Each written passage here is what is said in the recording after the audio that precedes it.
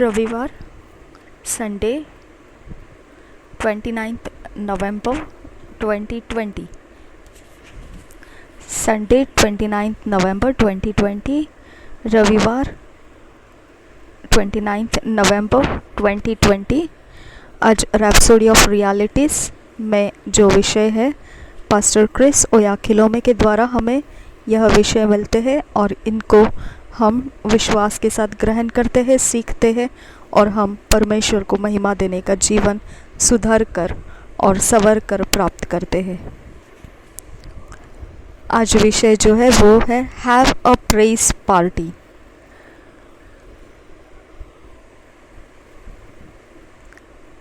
प्रशंसा करने का उत्सव मनाइए। प्रशंसा करने का उत्सव पाइए। प्रशंसा करने का उत्सव पाइए। Have a praise party. प्रशंसा करने का उत्सव पाइए। ये वचन 2 क्रॉनिकल्स 20 चैप्टर 21 वर्ड्स में से लिया गया है। इंग्लिश में ये वचन इस प्रकार से है, and when he had consulted with the people, he appointed singers unto the Lord, and that should praise the beauty of holiness as they went out before the army, and to say, Praise the Lord, for his mercy endureth forever. And when he had consulted with the people, he appointed singers unto the Lord, and that should praise the beauty of holiness as they went out before the army, and to say, Praise the Lord, for his mercy endureth forever. यह जो विषय है प्रशंसा करने का उत्सव पाइए, तो ये वचन दूसरे इतिहास 20 अध्याय के 21 वचन में हमें मिलता है।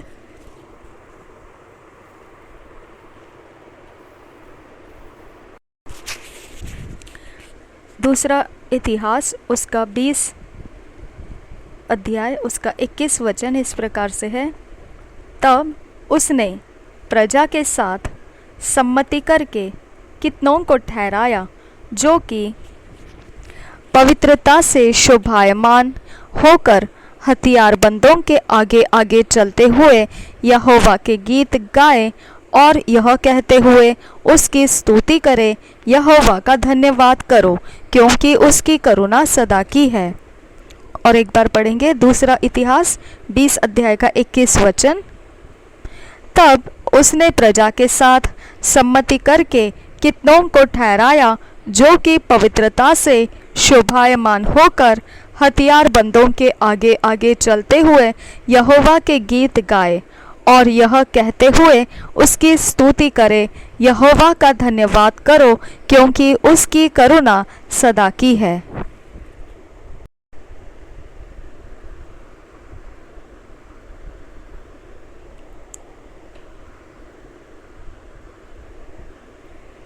One of the ways to activate the power of God is worship. एक तरीका है जिसमें से परमेश्वर की सामर्थ जीवित हो जाती है हमारे जीवन में, वो तरीका है आराधना। Throughout the scriptures we find inspiring accounts of how God delivered his people from destruction and dire situations when they activated his power in praise and worship. संपूर्ण पवित्र बाइबल के अंदर के वचनों के अंदर हम बहुत बार इसे पढ़ चुके हैं, समझते हैं, इसे हमें प्राप्त हुआ है कि यह प्रकार से जो लोगों ने प्रेरणा पाई है स्तुति आराधना करने की, उन्होंने जब स्तुति और आराधना किए, उनके जो परिस्थितियां हैं परमेश्वर की सामर्थ वहाँ जीवित हो गई और परमेश्वर ने उनको उन परिस्थितियों में से छुड़ाया जो नाश और बहुत क्लेशमय ऐसी स्थितियों में से उनको परमेश्वर का सामर्थ जीवित हो गया उस आराधना और स्तुति के माध्यम में, और वहीं पर उनका छुटकारा कर दिया परमेश्वर ने। ऐसे कितनी सारी बातें हमको प्राप्त होती है वचनों के अंदर। जब हम देखते हैं तो वो वचनों के अंदर से यही हमें प्रेरणा मिलता है किस प्रकार से परमेश्वर छुटकारा देता है उसके लोगों को सत्यानाश में से और क्लेश की परिस्थितियों में से। जब परमेश्वर का सामर्थ्य जीवित होता है स्तुति और आराधना करने के बीच में। A good example is when three nations, Ammon, Moab and Mount Seir, came against Judah.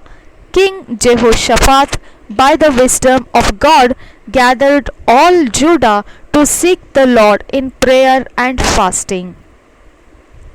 एक बहुत अच्छा उदाहरण है जब तीन राष्ट्र जो अम्मोन, मोआब और सेईर पर्वत यहूदा के विरोध में आया, तब राजा यहोशाफात ने परमेश्वर के बुद्धि से यहूदा को इकट्ठा किया और परमेश्वर को ढूंढने के लिए कहा प्रार्थना और उपवास के द्वारा।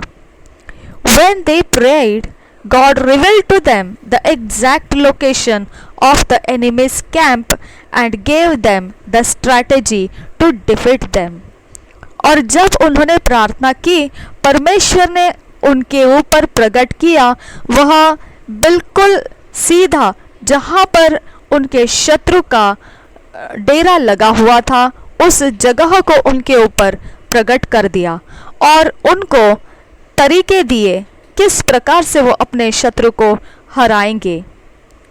Second Chronicles 20:22 says, when they began to sing and to praise, the Lord set ambushments against the children of Ammon, Moab and Mount Seir, which were come against Judah, and they were smitten.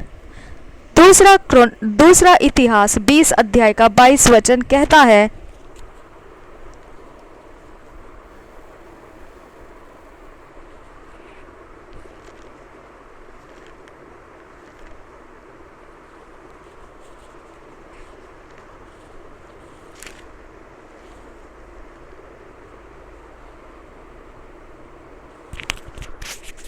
दूसरा इतिहास 20 अध्याय का 22 वचन कहता है,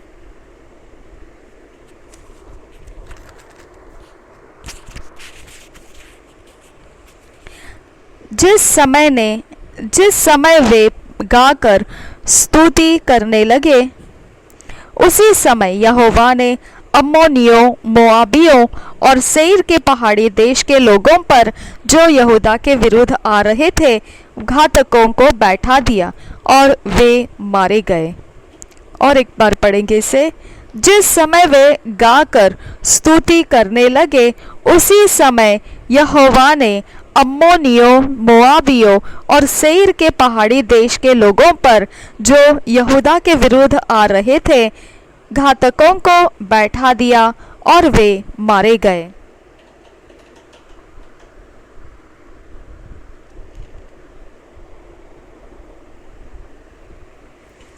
When you face daunting challenges, don't panic or fret, worship the Lord instead. जब भी आप किसी भी डरने वाली ऐसी परिस्थितियों से घिरे जाएंगे तब आप वहां पर उस परिस्थिति के मध्य में आप घबराहट से नहीं भरना है और ना ही आपको कुढ़ना है या चिढ़ना है।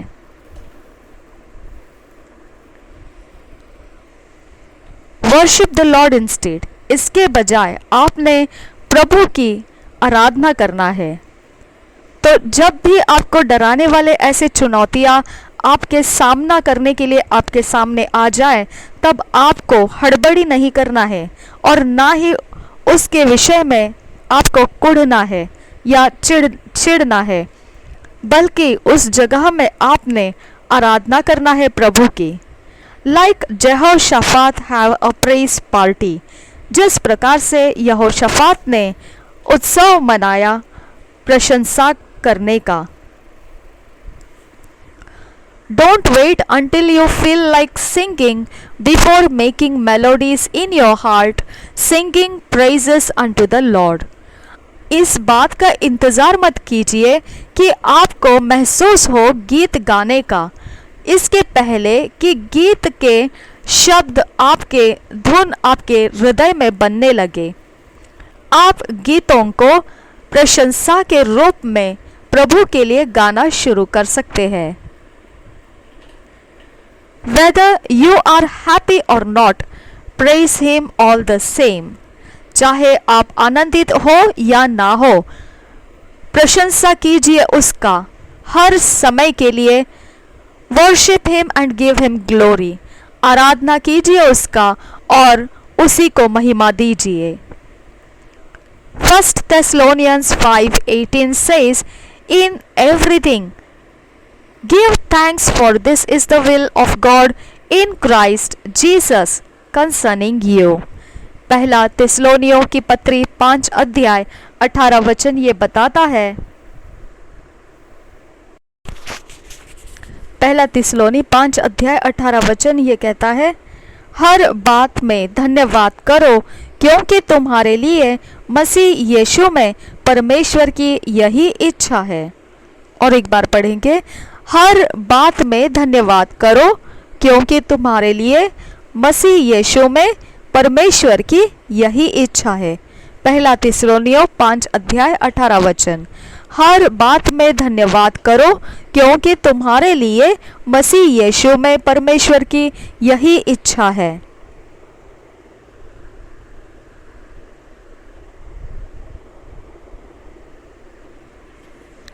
Recall Paul and Silas for preaching the gospel. They were tortured and incarcerated in a Roman prison.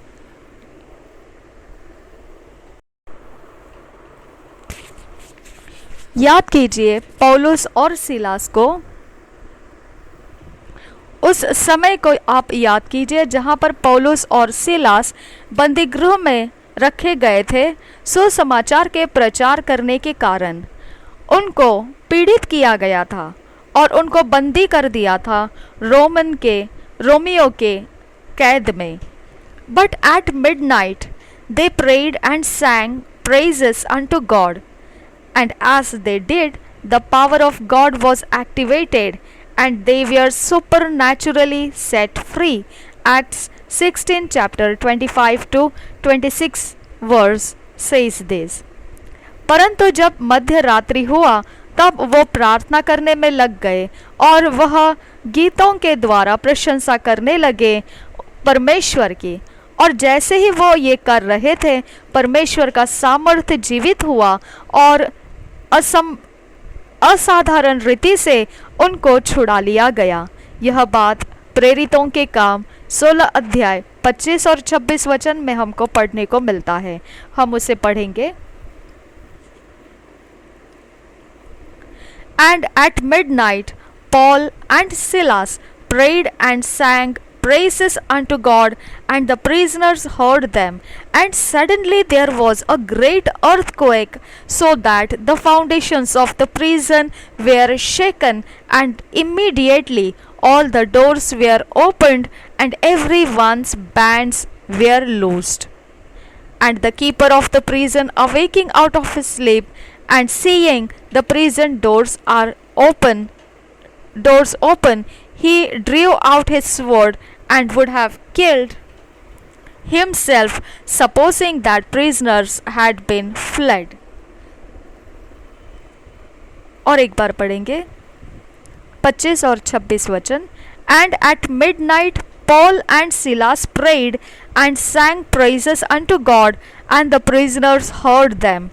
And suddenly there was a great earthquake, so that the foundations of the prison were shaken, and immediately all the doors were opened, and everyone's bands were loosed.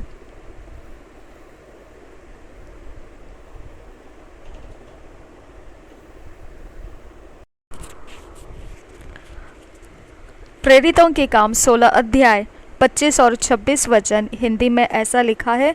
आधी रात के लगभग पौलुस और Silas प्रार्थना करते हुए परमेश्वर के भजन गा रहे थे और कैदी उनकी सुन रहे थे। इतने में एकाएक बड़ा भूकंप आया, यहाँ तक कि बंदी गृह की नींव हिल गई और तुरंत सब द्वार खुल गए और सबके बंधन खुल पड़े। और एक बार पढ़ेंगे प्रेरितों के काम 16 अध्याय 25 और 26 वचन। आधी रात के लगभग पौलुस और सिलास प्रार्थना करते हुए परमेश्वर के भजन गा रहे थे और कैदी उनके सुन रहे थे। इतने में एकाएक बड़ा भूकंप आया, यहाँ तक कि बंदी गृह की नींव हिल गई और तुरंत सब द्वार खुल गए और सबके बंधन खुल पड़े। This miraculous encounter led to salvation of the prison warden with his entire family.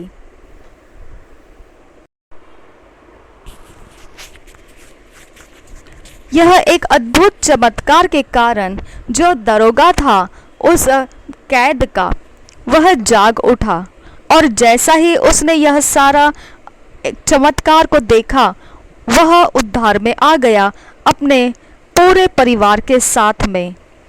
You may be faced with a difficult situation today for which you have prayed and confessed that it's all working out for your good, yet nothing seems to have changed. Don't give up. Worship and praise the Lord, for His mercy endures forever.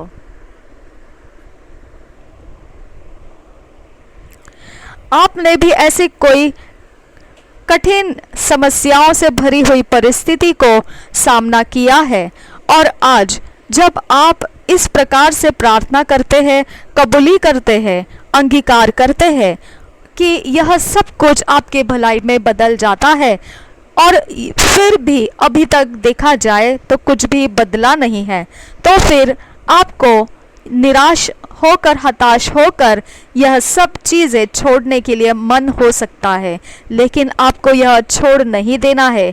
आपको आराधना और प्रशंसा प्रभु की करते रहने, शुरुआत से लेकर आप करते रहिए और उसे बीच में छोड़िए मत, क्योंकि परमेश्वर दयालु है और उसकी दया हमेशा के लिए हमारे लिए मौजूद है।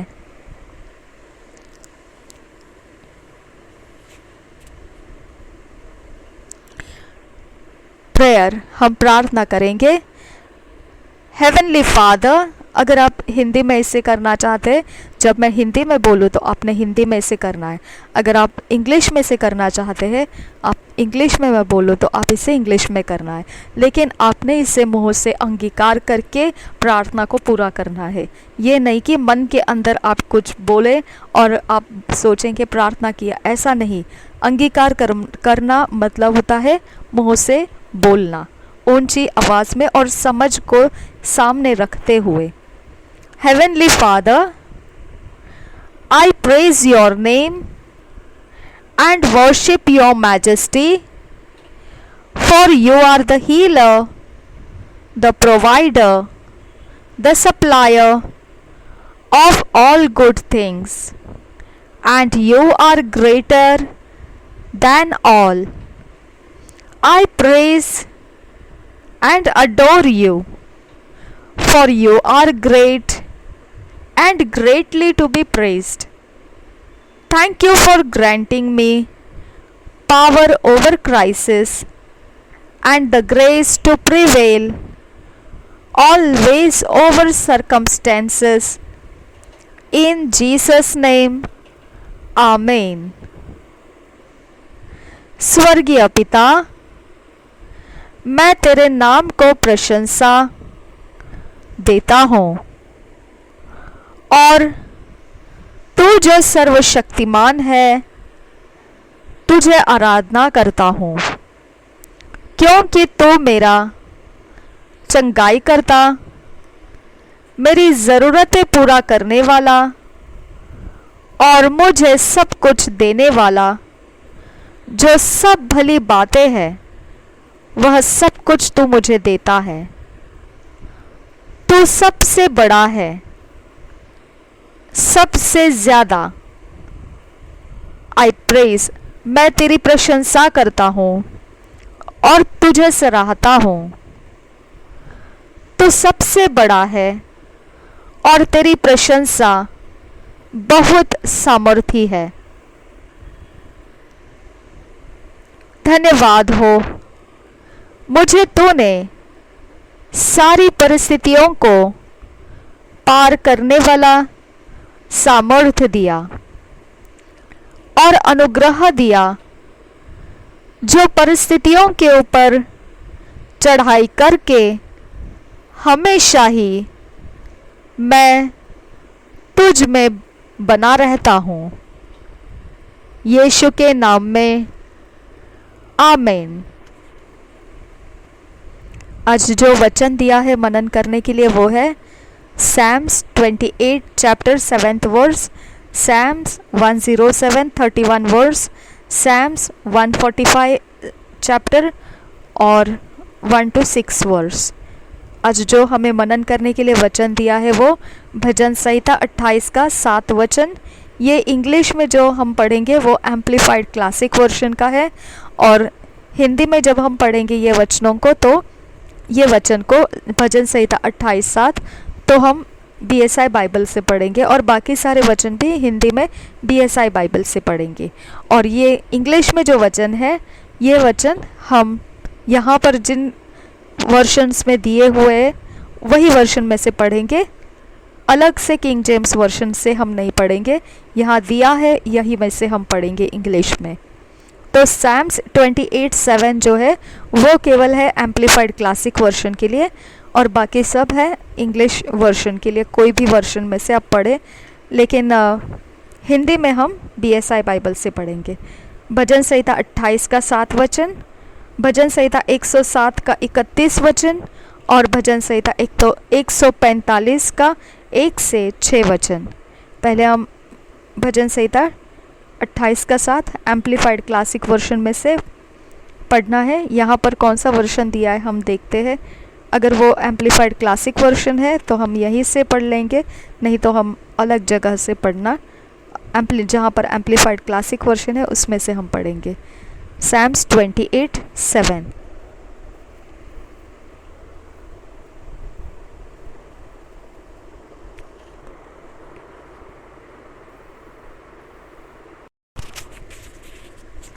मैंने एम्प्लीफाइड क्लासिक वर्शन निकाला है। एम्प्लीफाइड क्लासिक वर्शन में से हम पढ़ेंगे directly. Psalms 28 7th verse. The Lord is my strength and my impenetrable shield. My heart trusts in, relies on, and confidently leans on Him, and I am helped. Therefore, my heart greatly rejoices. With my song will I praise Him. देखिए हिंदी में ये इस प्रकार से बनता है। अगर मैं अपनी ओर से इसका भाषांतर करके बताऊं क्यों इस प्रकार से अलग वर्शन में से हमको पढ़ने के लिए दिया जाता है, इसका कारण अगर इसका कारण मालूम पड़ेगा तो आपको ये वचन का भाषांतर समझ में आएगा क्यों हमको ये प्रकार से अलग भाषांतर कर अलग वर्शन में से पढ़ाया जाता है। तो इसमें विस्तारित भाषांतर कहते हैं इसे। ये इस प्रकार से, प्रभु मेरी ताकत है और मेरी वो ढाल है जिसमें कुछ भी आर पार नहीं जा सकता है, और मेरा हृदय विश्वास करता है, टेक लेता है और धैर्य रखकर उसी के ऊपर झुका रहता है। और मेरी मदद, इसीलिए मेरा हृदय बहुत बड़े आनंद से भर जाता है, क्योंकि वही मेरी मदद है, प्रभु ही मेरी मदद है। और मेरे गीतों के द्वारा मैं उसकी प्रशंसा करता हूँ। तो इतना सब कुछ इसके अंदर दिया जाता है, विस्तार करके उसके उस वचन को खोल कर उसके अर्थ बढ़ा कर हमको आसान करके दिया जाता है समझने के लिए। तो इसके लिए विस्तारित बाइबल इंग्लिश में कहा जाता है एम्प्लीफाइड बाइबल, और उसकी और एक प्रत आई है, वो है classic edition, amplified classic edition. तो अब हम पढ़ेंगे हिंदी में इसी वचन को। भजन संहिता 28 अध्याय 7 वचन पढ़ेंगे हम। यहोवा मेरा बल और मेरी ढाल है, उस पर भरोसा रखने से मेरे मन को सहायता मिली है, इसलिए मेरा हृदय प्रफुल्लित है और मैं गीत गाकर उसका धन्यवाद करूंगा। और एक बार देखेंगे इस वचन को, 28 अध्याय 7 वचन भजन संहिता का। यहोवा मेरा बल और मेरी ढाल है, उस पर भरोसा रखने से मेरे मन को सहायता मिली है, इसलिए मेरा हृदय प्रफुल्लित है और मैं गीत गाकर उसका धन्यवाद करूंगा। यहोवा मेरा बल और मेरी ढाल है, उस पर भरोसा रखने से मेरे मन को सहायता मिली है, इसलिए मेरा हृदय प्रफुल्लित है और मैं गीत गाकर उसका धन्यवाद करूंगा। मेरा हृदय प्रफुल्लित है, मैं गीत गाकर उसका धन्यवाद करूंगा। आमीन। यहोवा मेरा बल और मेरी ढाल है, उस पर भरोसा रखने से मेरे मन को सहायता मिली है, इसलिए मेरा हृदय प्रफुल्लित है और मैं गीत गाकर उसका धन्यवाद करूंगा। Psalms 107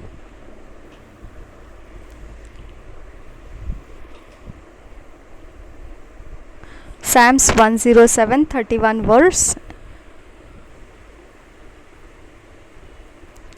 Oh, that men would praise the Lord for his goodness and for his wonderful works to the children of men. Oh, that men would praise the Lord for his goodness and for his wonderful works to the children of men. हम हिंदी में इसे पढ़ेंगे।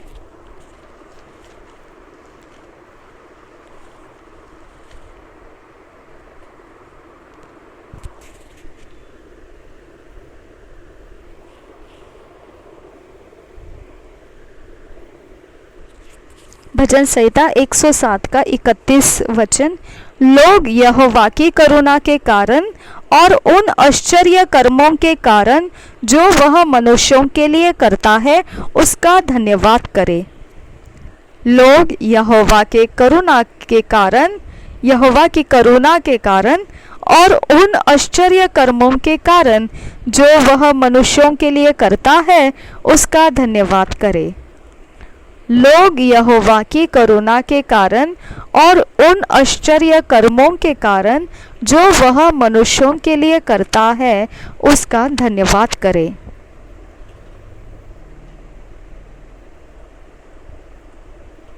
Psalms 145 1 to 6 verses हम इसमें से पढ़ेंगे। Psalms 145 1 to 6 verses।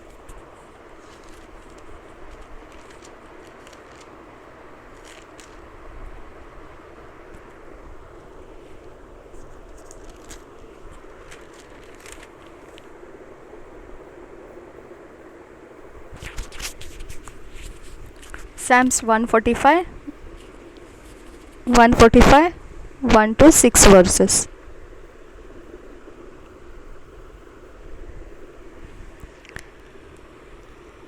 I will extol thee, my God, O King, and I will bless thy name forever and ever.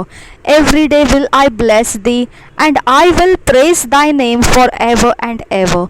Great is the Lord, and greatly to be praised, and his greatness is unsearchable. One generation shall praise thy works to another, and shall declare thy mighty acts. I will speak of the glorious honor of thy majesty and of thy wondrous works, and men shall speak of the might of thy terrible acts, and I will declare thy greatness. और एक बार पढ़ेंगे Psalms 45 1 to 6। I will extol thee, my God, O King, and I will bless thy name forever and ever. Every day will I bless thee, and I will praise thy name forever and ever. Great is the Lord and greatly to be praised, and his greatness is unsearchable. One generation shall praise thy works to another, and shall declare thy mighty acts. I will speak of the glorious honor of thy majesty and of thy wondrous works. And men shall speak of the might of thy terrible acts, and I will declare thy greatness.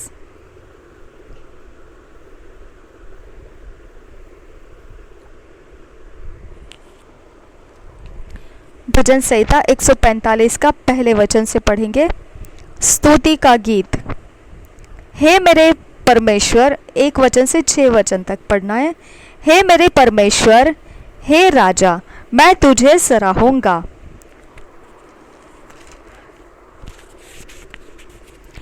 और तेरे नाम को सदा सर्वदा धन्य कहता रहूंगा। प्रतिदिन मैं तुझको धन्य कहा करूंगा और तेरे नाम की स्तुति सदा सर्वदा करता रहूंगा। यहोवा महान और अति स्तुति के योग्य है और उसकी बढ़ाई अगम है। तेरे कामों की प्रशंसा और तेरे पराक्रम के कामों का वर्णन पीढ़ी पीढ़ी होता चला जाएगा। मैं तेरे ऐश्वर्य की महिमा के प्रताप पर और तेरे भांति भांति के आश्चर्य कर्मों पर ध्यान करूंगा। लोग तेरे भयानक कामों की शक्ति की चर्चा करेंगे और मैं तेरे बड़े बड़े कामों का वर्णन करूंगा। और एक बार पढ़ेंगे इसे। हे मेरे परमेश्वर, हे राजा, मैं तुझे सराहूंगा और तेरे नाम को सदा सर्वदा धन्य कहता रहूंगा। प्रतिदिन मैं तुझको धन्य कहा करूंगा और तेरे नाम की स्तुति सदा सर्वदा करता रहूंगा। यहोवा महान और अति स्तुति के योग्य है और उसकी बड़ाई अगम है। तेरे कामों की प्रशंसा और तेरे पराक्रम के कामों का वर्णन पीढ़ी पीढ़ी होता चला जाएगा। मैं तेरे ऐश्वर्य की महिमा के प्रताप पर और तेरे भांति भांति के आश्चर्य कर्मों पर ध्यान करूंगा। लोग तेरे भयानक कामों की शक्ति की चर्चा करेंगे और मैं तेरे बड़े बड़े कामों का वर्णन करूंगा। एक साल का जो बाइबल रीडिंग प्लान है उसमें जो अध्याय आज दिए हैं, 2 Peter 3rd chapter, Ezekiel 41 chapter, 42 chapter. दूसरा पत्रस 3रा अध्याय, यहजकेल की भविष्यवाणी 41 अध्याय, 42 अध्याय। एक साल के बाइबल रीडिंग प्लान के लिए 1 year Bible reading plan, 2 Peter 3rd chapter, Ezekiel 41 chapter, 42 chapter. एक साल का बाइबल रीडिंग प्लान, दूसरा पत्रस 3 अध्याय, यहजकेल की भविष्यवाणी 41 अध्याय और 42 अध्याय। हम पहले इंग्लिश में पढ़ेंगे, जो यहाँ वर्षन दिया है इसी में से 2 Peter 3rd chapter. This second epistle, beloved, I know write unto you, in both which I stir up your pure minds by way of remembrance, that ye may be mindful of the words which were spoken before by the holy prophets, and of the commandment of us, the apostles of the Lord and Saviour.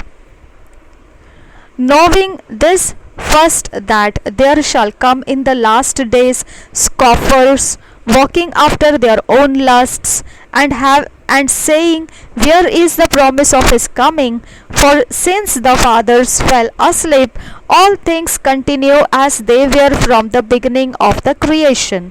For this they willingly are ignorant of, that by the word of God the heavens were of old, and the earth standing out of the water and in the water, whereby the world that then was, being overflowed with water, perished. But the heavens and the earth which are now by the same word are kept in store, reserved unto fire against the day of judgment and perdition of ungodly men. But beloved, be not ignorant of this one thing, that one day is with the Lord as 1,000 years, and 1,000 years as one day. The Lord is not slack concerning his promise, as some men count slackness, but is long suffering to usward, not willing that any should perish, but that all should come to repentance. But the day of the Lord will come as a thief in the night, in the which the heavens shall pass away with a great noise, and the elements shall melt with fervent heat, the earth also and the works that are therein shall be burned up. Seeing then that all these things shall be dissolved, what manner of persons ought ye to be in all holy conversation and godliness, looking for and hasting unto the coming of the day of God, wherein the heavens being on fire shall be dissolved, and the elements shall melt with fervent heat. Nevertheless, we, according to his promise, look for new heavens and a new earth, wherein dwelleth righteousness. Wherefore, beloved, seeing that ye look for such things, be diligent that ye may be found of him in peace, without spot and blameless.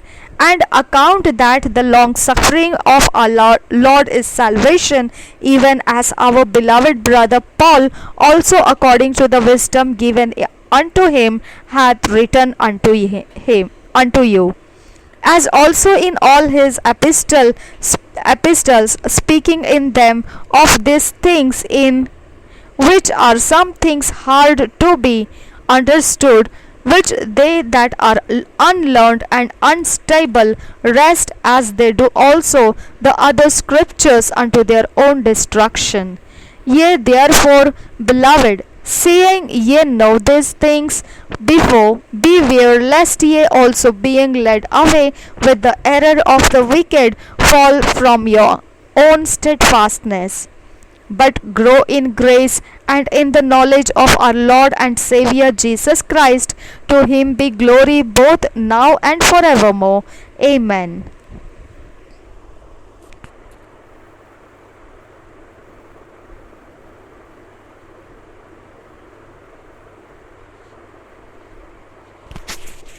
Hindi में पढ़ेंगे दूसरा पत्रस तीसरा अध्याय।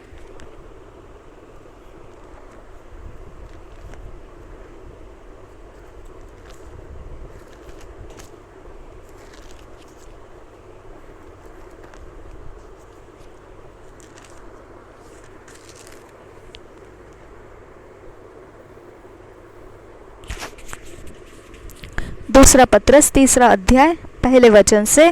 प्रभु के आगमन का दिन। हे प्रियो, अब मैं तुम्हें यह दूसरी पत्री लिखता हूँ और दोनों में सुधि दिलाकर तुम्हारे शुद्ध मन को उभारता हूँ, कि तुम उन बातों को जो पवित्र भविष्यद्वक्ताओं ने पहले से कही है और प्रभु और उद्धारकर्ता की उस आज्ञा को स्मरण करो जो तुम्हारे प्रेरितों के द्वारा दी गई थी।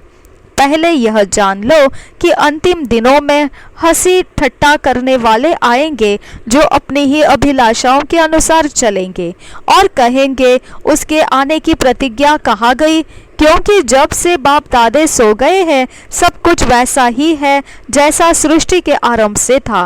वे तो जानबूझकर यह भूल गए कि परमेश्वर के वचन के द्वारा आकाश प्राचीन काल से विद्यमान है और पृथ्वी भी जल में से बनी और जल में स्थिर है। इसी के कारण उस युग का जगत जल में डूबकर नष्ट हो गया, पर वर्तमान काल के आकाश और पृथ्वी उसी वचन के द्वारा इसलिए रखे गए हैं कि जलाए जाए, और ये भक्तिहीन मनुष्यों के न्याय और नष्ट होने के दिन तक ऐसे ही रखे रहेंगे। हे प्रियो, यह बात तुमसे छिपी न रहे कि प्रभु के यहाँ एक दिन 1000 वर्ष के बराबर है और 1000 वर्ष एक दिन के बराबर है। प्रभु अपनी प्रतिज्ञा के विषय में देर नहीं करता, जैसी देर कुछ लोग समझते हैं, पर तुम्हारे विषय में धीरज धरता है और नहीं चाहता कि कोई नष्ट हो, वरन यह कि सबको मन फिराव का अवसर मिले। परंतु प्रभु का दिन चोर के समान आ जाएगा, उस दिन आकाश बड़ी हड़हड़ाहट के शब्द से जाता रहेगा और तत्व बहुत ही तप्त होकर पिघल जाएंगे और पृथ्वी और उस पर के काम जल जाएंगे।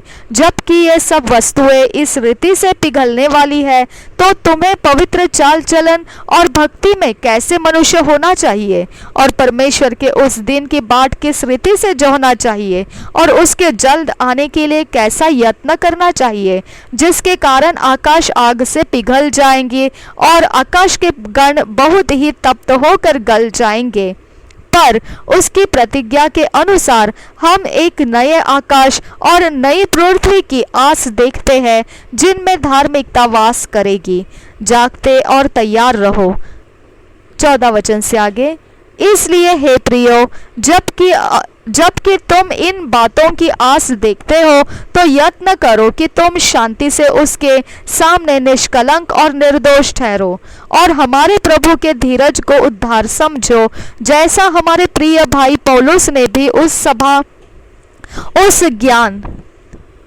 उस ज्ञान के अनुसार जो उसे मिला तुम्हें लिखा है, वैसे ही उसने अपनी सब पत्रियों में भी इन बातों की चर्चा की है, जिनमें कुछ बातें ऐसी हैं जिनको समझना कठिन है और अनपढ़ और चंचल लोग उनके अर्थों को भी पवित्र शास्त्र की अन्य बातों की तरह खींच तान कर अपने ही नाश का कारण बनाते हैं।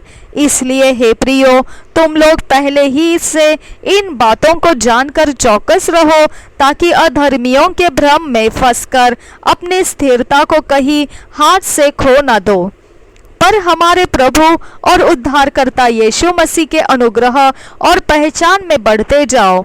उसी की महिमा अब भी हो और युगानुयुग होती रहे। आमीन।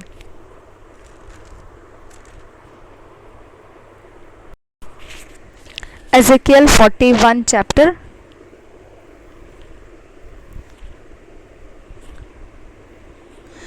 Afterward, first verse से पढ़ेंगे। Afterward he brought me to the temple and measured the posts 6 cubits broad on the one side and 6 cubits broad on the other side, which was the breadth of the tabernacle. And the breadth of the door was 10 cubits, and the sides of the door were 5 cubits on the one side, and 5 cubits on the other side. And he measured the length thereof 40 cubits, and the breadth 20 cubits. Then went he inward, and measured the post of the door 2 cubits, and the door 6 cubits, and the breadth of the door 7 cubits. So he measured the length thereof 20 cubits, and the breadth 20 cubits, before the temple. And he said unto me, This is the most holy place. After he measured the wall of the house 6 cubits, and the breadth of every side chamber 4 cubits round about the house on every side, and the side chambers were 3 one over another, and 30 in order. And they entered into the wall which was of the house for the side chambers round about, and that they might have hold, but they had not hold in the wall of the house.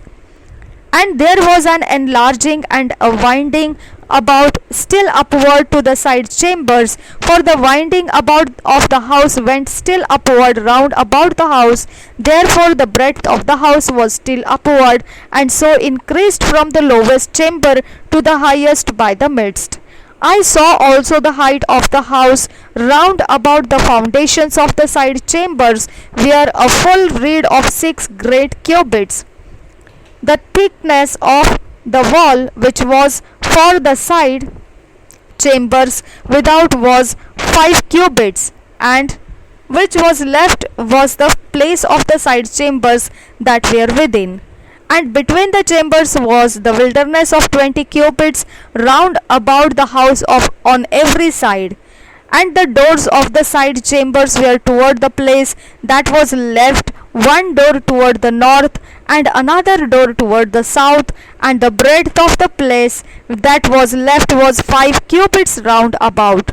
Now the building that was before the separate place at the end toward the west was 70 cubits broad, and the wall of the building was 5 cubits thick round about, and the length thereof 90 cubits. So he measured the house 100 cubits long, and the separate place and the building with the walls thereof 100 cubits long. Also the breadth of the face of the house and of the separate place toward the east 100 cubits.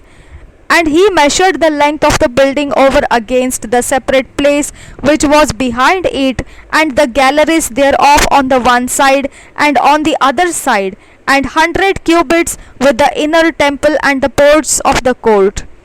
The door posts and the narrow windows and the galleries round about on their 3 stories over against the door, sealed with wood round about, and from the ground up to the windows, and the windows were covered, to that above the door, even unto the inner house, and without, and by all the wall round about, thin and without by measure.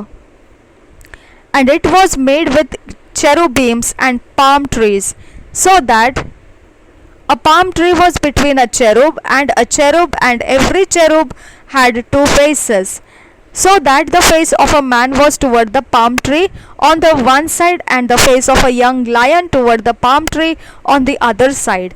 It was made through all the house round about. From the ground unto above the door were cherubims and palm trees made, and on the wall of the temple. The posts of the temple were squared, and the face of the sanctuary, the appearance of the one as the appearance of the other. The altar of wood was 3 cubits high, and the length thereof 2 cubits, and the corners thereof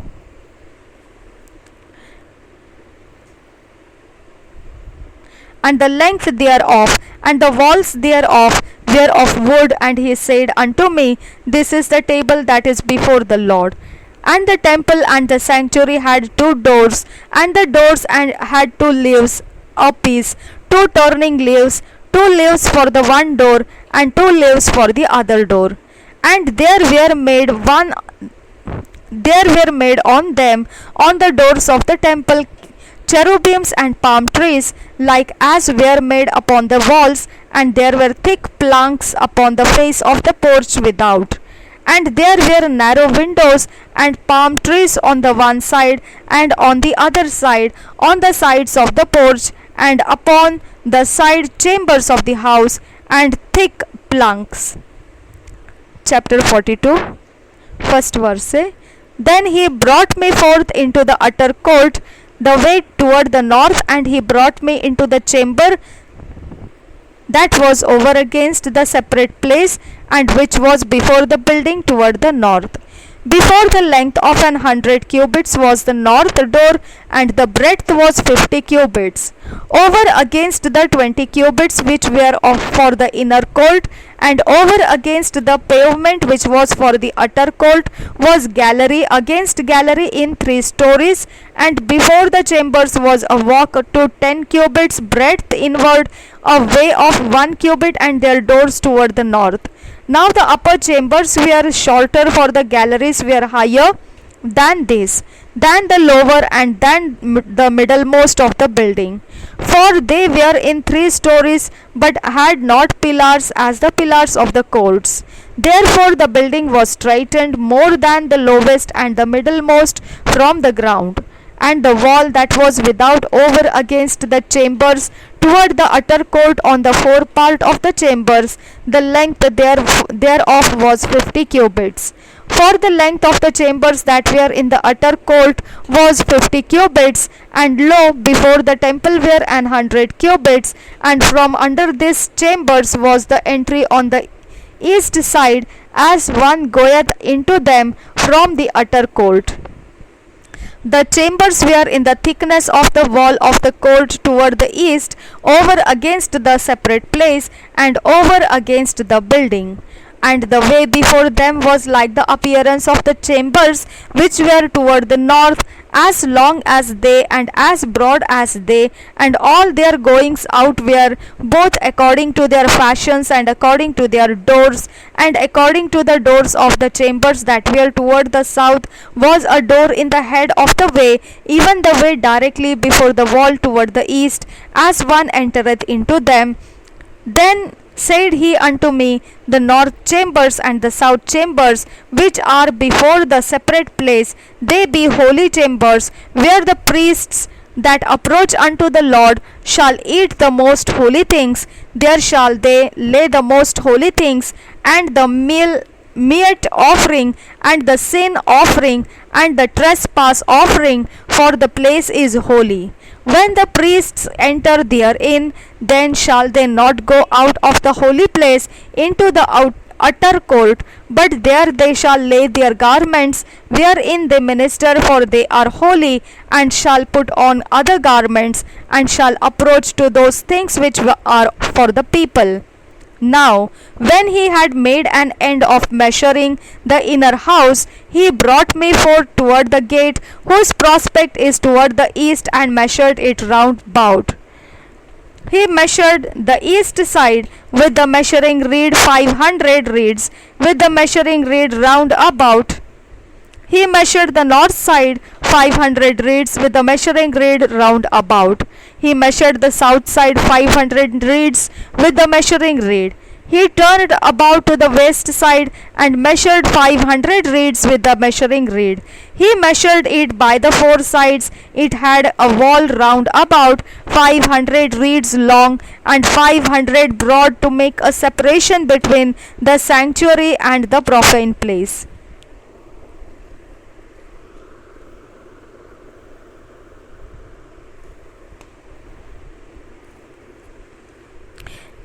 यह हिजकिय्याह की भविष्यवाणी 41 अध्याय पहले वचन से पढ़ेंगे।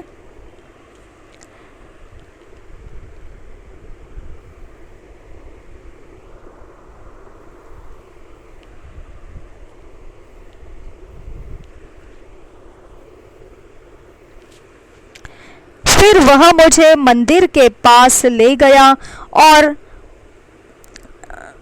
उसके दोनों ओर के खंभों को माप कर 6-6 हाथ चौड़े पाया। यह तो तंबू की चौड़ाई थी। द्वार की चौड़ाई 10 हाथ की थी और द्वार के दोनों ओर की दीवारें 5-5 हाथ की थी। और उसने मंदिर की लंबाई माप कर 40 हाथ की और उसकी चौड़ाई 20 हाथ की पाई। तब उसने भीतर जाकर द्वार के खंभों को मापा और 2-2 हाथ का पाया, और द्वार 6 हाथ का था और द्वार की चौड़ाई 7 हाथ की थी। तब उसने भीतर के भवन की लंबाई और चौड़ाई मंदिर के सामने मापकर 20-20 हाथ की पाई। और उसने मुझसे कहा, यह तो परम पवित्र स्थान है। मंदिर की कोठरियाँ। फिर उसने भवन की दीवार को मापकर 6 हाथ की पाया, और भवन के आसपास 4-4 हाथ चौड़ी बाहरी कोठरियाँ थी। ये बाहरी कोठरियाँ 3 मंजिला थी और एक मंजिल में 30-30 कोठरियाँ थी। भवन के आसपास की दीवार इसलिए थी कि बाहरी कोठरियाँ उसके सहारे में हो, और उसी में कोठरियों की कड़ियाँ बैठाई हुई थी और भवन की दीवार के सहारे में न थी। भवन के आसपास जो कोठरियाँ बाहर थी, उनमें से जो ऊपर थी वह अधिक चौड़ी थी। अर्थात भवन के आसपास जो कोठरियाँ बाहर थी, उनमें से जो ऊपर थी वो अधिक चौड़ी थी। अर्थात भवन के आसपास जो कुछ बना था वह जैसे जैसे ऊपर की ओर चढ़ता गया, वैसे वैसे चौड़ा होता गया।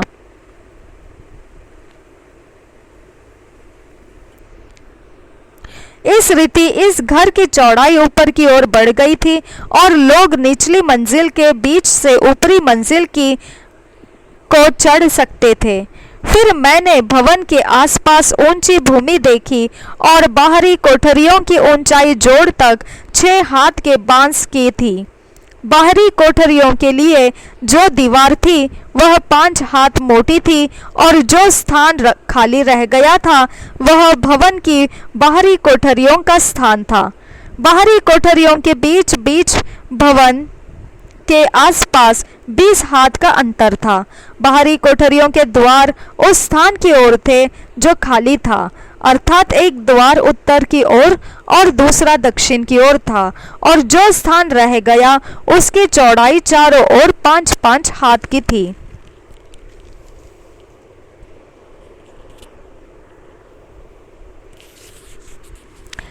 पश्चिम की ओर का भवन, 12 वचन से आगे। फिर जो भवन मंदिर के पश्चिम ओर के सामने था वह 70 हाथ चौड़ा था और भवन के आसपास की दीवार 5 हाथ मोटी थी और उसकी लंबाई 90 हाथ की थी, मंदिर की संपूर्ण माप। तब उसने भवन की लंबाई माप कर 100 हाथ की पाई और दीवारों समेत आंगन की भी लंबाई माप कर 100 हाथ की पाई। भवन का पूर्वी सामना और उसका आंगन 100 हाथ चौड़ा था।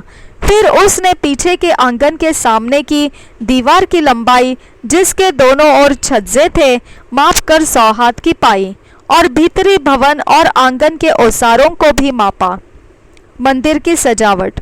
तब उसने डेवढ़ियों और झिलमिलेदार खिड़कियों और आसपास की तीनों मंजिलों के छज्जों को मापा जो डेवढ़ी के सामने थे, और चारों ओर उनकी तख्ताबंदी हुई थी, और भूमि से खिड़कियों तक और खिड़कियों के आसपास सब कहीं तक तख्ताबंदी हुई थी।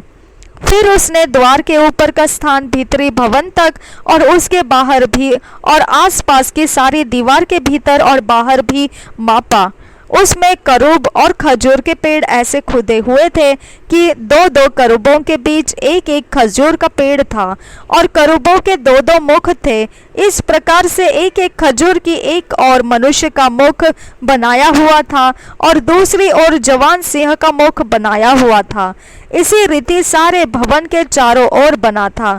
भूमि से लेकर द्वार के ऊपर तक करूब और खजूर के पेड़ खुदे हुए थे। मंदिर की दीवार इसी भांति बनी हुई थी। लकड़ी की वेदी, 21 वचन से आगे। भवन के द्वारों के खंभों चौकोर थे और पवित्र स्थान के सामने का रूप मंदिर का सा था। वेदी काठ की बनी थी और उसकी ऊंचाई 3 हाथ और लंबाई 2 हाथ की थी, और उसके कोने और उसका सारा पाट और अलंगे भी काठ की थी। उसने मुझसे कहा, यह तो यहोवा के सम्मुख की मेज है। पवित्र स्थान के द्वार, 28 वचन से आगे, 23 वचन से आगे। मंदिर और पवित्र स्थान के द्वारों के 2-2 किवाड़ थे, और हर एक किवाड़ में 2-2 मुड़ने वाले पल्ले थे। हर एक किवाड़ के लिए 2-2 पल्ले, जैसे मंदिर की दीवारों में करूब और खजूर के पेड़ खुदे हुए थे, वैसे ही उसके किवाड़ों में भी थे। और ओसारे की बाहरी ओर लकड़ी की मोटी मोटी धरने थी। ओसारे के दोनों ओर झिलमिलीदार खिड़कियां थी और खजूर के पेड़ खुदे थे, और भवन की बाहरी कोठरियां और मोटी मोटी धरने भी थी। मंदिर के निकट स्थित 2 कोठरियां, 42 अध्याय पहले वचन से।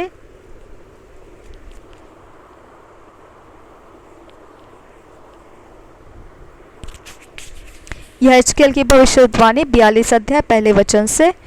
फिर वह मुझे बाहरी आंगन में उत्तर की ओर ले गया और मुझे उन 2 कोठरियों के पास लाया जो भवन के आंगन के सामने और उसके उत्तर की ओर थी। 100 हाथ की दूरी पर उत्तरी द्वार था और चौड़ाई 50 हाथ की थी।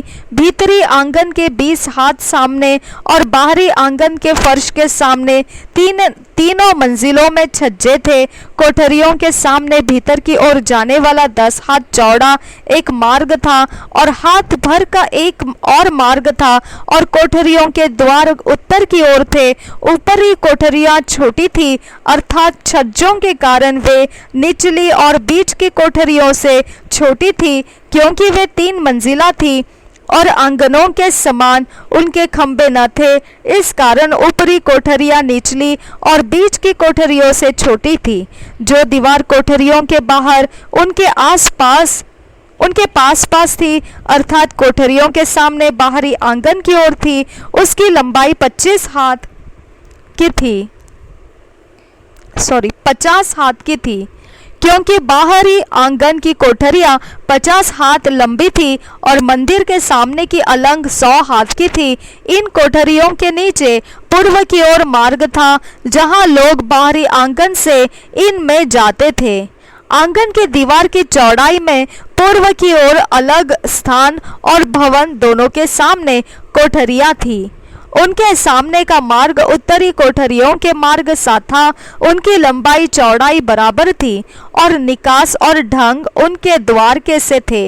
दक्षिणी कोठरियों के द्वारों के अनुसार मार्ग के सिरे पर द्वार था, अर्थात पूर्व की ओर की दीवार के सामने, जहां से लोग उनमें प्रवेश करते थे। फिर उसने मुझसे कहा, ये उत्तरी और दक्षिणी कोठरियों जो आंगन के सामने है, वे ही पवित्र कोठरियां हैं, जिनमें यहोवा के समीप जाने वाले याजक परम पवित्र वस्तुएं खाया करेंगे। वे परम पवित्र वस्तुएं और अन्न बलि और पाप बलि और दोष बलि वही रखेंगे, क्योंकि वह स्थान पवित्र है। जब जब याजक लोग भीतर जाएंगे, तब तब निकलने के समय वे पवित्र स्थान से बाहरी आंगन में यूं ही न निकलेंगे, अर्थात वे पहले अपनी सेवा टहल के वस्त्र पवित्र स्थान में रख देंगे, क्योंकि ये कोठरियां पवित्र है। तब वे दूसरे वस्त्र पहनकर साधारण लोगों के स्थान में जाएंगे। मंदिर क्षेत्र की माप 15 वचन से आगे। जब वह भीतरी भवन को माप चुका, तब मुझे पूर्व दिशा के फाटक के मार्ग से बाहर ले जाकर बाहर का स्थान चारों ओर मापने लगा। उसने पूर्व ओर को मापने की बांस से मापने के बांस से मापकर 500 बांस का पाया। तब उसने उत्तरी ओर को मापने के बांस से मापकर 500 बांस का पाया। तब उसने दक्षिणी ओर को मापने के बांस से मापकर 500 बांस का पाया, और पश्चिमी ओर को मुड़कर उसने मापने के बांस से मापकर उसे 500 बांस का पाया। उसने उस स्थान के चारों सीमाएं मापी, और उसके चारों ओर एक दीवार थी। वह 520 लंबी और 500 बांस लंबी और 500 बांस चौड़ी थी, और इसलिए बनी थी कि पवित्र और सर्वसाधारण को अलग अलग करे।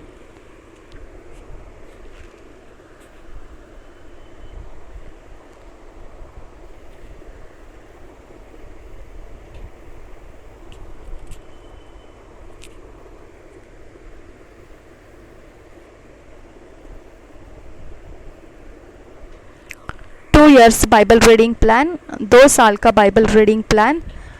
Revelation 3 chapter 11 to 22, Hosea 11 chapter और 12 चैप्टर। प्रकाशित वाक्य 3 अध्याय 11 से 22 वचन, और होजिया 11 अध्याय और 12 अध्याय।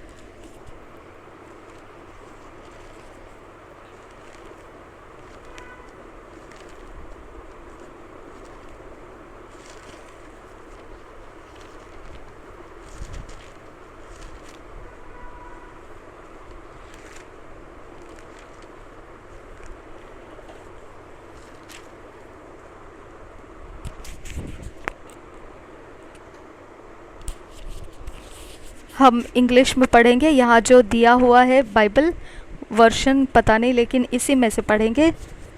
जो रैप्सोडी ऑफ रियलिटीज़ में दिया हुआ है वही में से हम पढ़ेंगे। Revelation 3 chapter 11 to 22, first verse से 11th वर्स से पढ़ते हैं। Behold, I come quickly.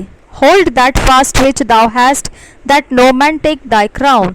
Him that overcometh will I make a pillar in the temple of my God, and he shall go no more out. And I will write upon him the name of my God, and the name of the city of my God, which is New Jerusalem, and cometh down out of heaven from my God, and I will write upon him my new name. He that hath an ear, let him hear what the Spirit saith unto the churches. And unto the angel of the church of the Laodiceans write, This thing saith the Amen, the faithful and true witness, the beginning of the creation of God. I know thy works, that thou art neither cold nor hot. I would thou wert cold or hot. So then, because thou art lukewarm, and neither cold nor hot, I will spew thee out of my mouth. Because thou sayest, I am rich and increased with goods, and have need of nothing, and knowest not that thou art wretched and miserable, and poor, and blind, and naked, I counsel thee to buy of me gold tried in the fire, that thou mayest be rich, and white raiment, that thou mayest be clothed, and that the shame of thy nakedness do not appear, and anoint thine eyes with eye salve, that thou mayest see. As many as I love, I rebuke and chasten. Be zealous, be zealous thereof, therefore, and repent. Behold, I stand at the door and knock. If any man hear my voice and open the door, I will come into him, and will sup with him, and he with me. To him that overcometh will I grant to sit with me in my throne, even as I also overcame, and am set down with my Father in his throne. He that hath an ear, let him hear what the Spirit saith unto the churches.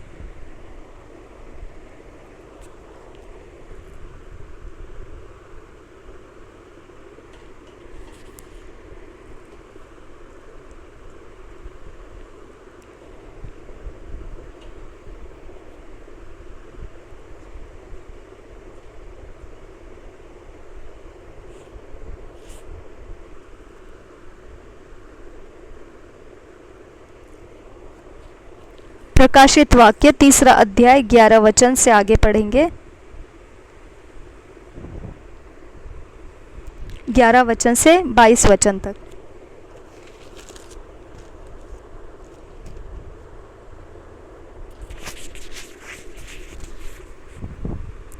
मैं शीघ्र ही आने वाला हूँ। जो कुछ तेरे पास है उसे थामे रहे, कि कोई तेरा मुकुट छीन न ले।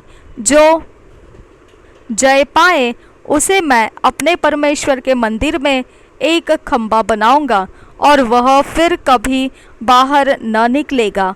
और मैं अपने परमेश्वर का नाम और अपने परमेश्वर के नगर अर्थात नए यरूशलेम का नाम, जो मेरे परमेश्वर के पास से स्वर्ग पर से उतरने वाला है, और अपना नया नाम उस पर लिखूंगा।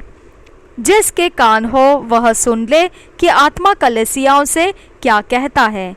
लौदीकिया को संदेश। 14 वचन से आगे। लौदीकिया की कलीसिया के दूत को यह लिख, जो आमीन और विश्वास योग्य और सच्चा गवाह है और परमेश्वर की सृष्टि का मूल कारण है, वह यह कहता है कि मैं तेरे कामों को जानता हूँ कि तू न तो ठंडा है और न गर्म। भला होता कि तू ठंडा या गर्म होता। इसलिए कि तू गुनगुना है और न ठंडा है और न गर्म, मैं तुझे अपने मुंह में से उगलने पर हूँ।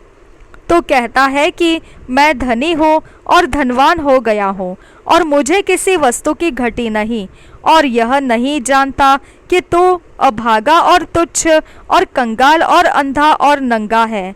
इसीलिए मैं तुझे सम्मति देता हूँ कि आग में ताया हुआ सोना मुझसे मोल ले, कि तू धनी हो जाए, और श्वेत वस्त्र ले ले कि पहनकर तुझे अपने नंगेपन की लज्जा न हो, और अपनी आंखों में लगाने के लिए सुरमा ले कि तू देखने लगे। मैं जिन जिन से प्रेम करता हूँ उन सबको उलाहना और ताड़ना देता हूँ। इसलिए सरगर्म हो और मन फिरा। देख, मैं द्वार पर खड़ा हुआ खटखटाता हूँ। यदि कोई मेरा शब्द सुनकर द्वार खोलेगा तो मैं उसके पास भीतर आकर उसके साथ भोजन करूँगा और वह मेरे साथ। जो जय पाए मैं उसे अपने साथ अपने सिंहासन पर बैठाऊंगा, जैसे मैं भी जय पाकर अपने पिता के साथ उसके सिंहासन पर बैठ गया। जिसके कान हो वह सुन ले कि आत्मा कलीसियाओं से क्या कहता है।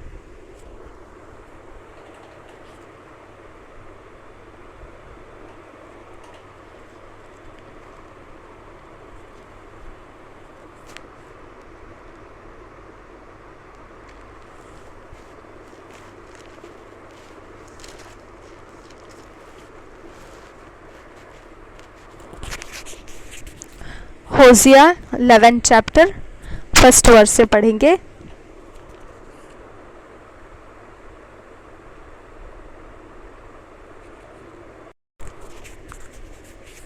होशिया 11 चैप्टर फर्स्ट वर्स से। होशिया 11 चैप्टर फर्स्ट वर्स से पढ़ेंगे। When Israel was a child, then I loved him and called my son out of Egypt. As they called them, so they went from them. They sacrificed unto Baalim and burned incense to graven images. I taught Ephraim also to go, taking them by their arms, but they knew not that I healed them.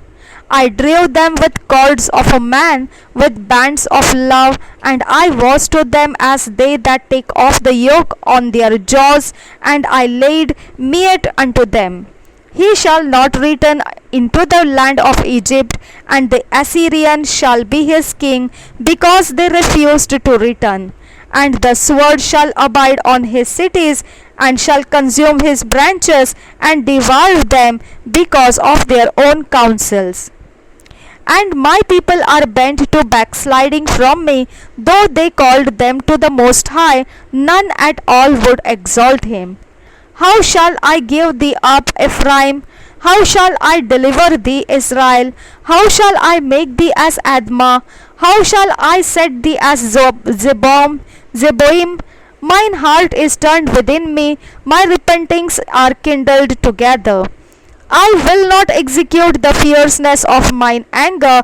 I will not return to destroy Ephraim, for I am God and not man, the Holy One in the midst of thee, and I will not enter into the city. They shall walk after the Lord. He shall roar like a lion. When he shall roar, then the children shall tremble from the west. They shall tremble as a bird out of Egypt, and as a dove out of the land of Assyria, and I will place them in their houses, saith the Lord. Ephraim compasseth with me about with lies, and the house of Israel with deceit. But Judah yet ruleth with God, and is faithful with the saints.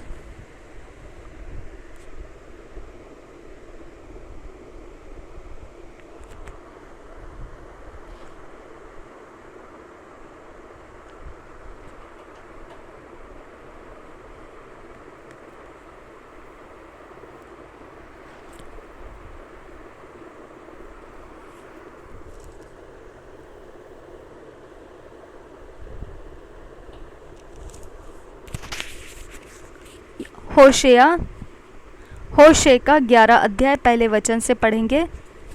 होशे 11 अध्याय पहले वचन से। होशिया 12th chapter 11 और 12 दो chapters पढ़ना है।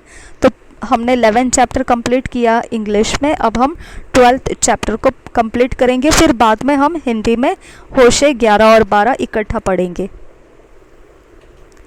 12th chapter first verse से पढ़ेंगे।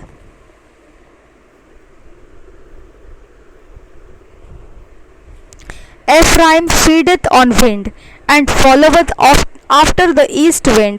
He daily increaseth lies and desolation, and they do make a covenant with the Assyrians, and oil is carried into Egypt. The Lord hath also a controversy with Judah, and will punish Jacob according to his ways, according to his doings will he recompense him. He took his brother by the heel in the womb, and by his strength he had power with God. Yea, he had power over the angel and prevailed. He wept and made supplication unto him. He found him in Bethel, and there he spake with us. Even the Lord God of hosts, the Lord is his memorial. Therefore turn thou to thy God, keep mercy and judgment, and wait on thy God continually. He is a merchant, the balances of deceit are in his hand. He loveth to oppress, and Ephraim said, Yet I am become rich. I have found me out substance in all my labors. They shall find none iniquity in me that were sin. And I that am the Lord thy God from the land of Egypt will yet make thee to dwell in tabernacles as in the days of the solemn feast. I have also spoken by the prophets, and I have multiplied visions and used similitudes by the ministry of the prophets. Is there iniquity in Gilead? Surely they are vanity. They sacrifice bullocks in Gilgal, yea, their altars are as heaps in the furrows of the fields. And Jacob fled into the country of Syria, and Israel served for a wife, and for a wife he kept sheep. And by a prophet the Lord brought Israel out of Egypt, and by a prophet was he preserved. Ephraim provoked him to anger most bitterly. Therefore shall he leave his blood upon him, and his reproach shall his Lord return unto him.